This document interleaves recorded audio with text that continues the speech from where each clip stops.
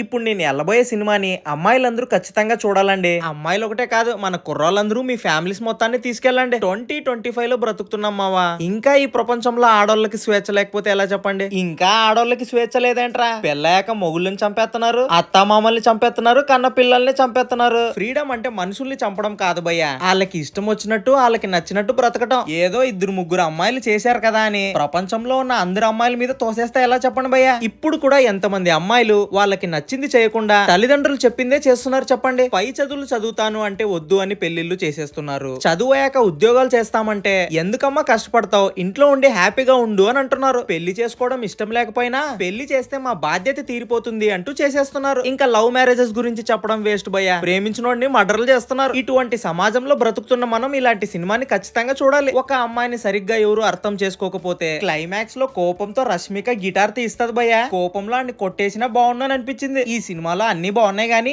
ఒక్క పాయింట్ మాత్రం నచ్చలేదు మావా. కామెంట్స్ లో రండి మావా, డిస్కస్ చేసేద్దాం.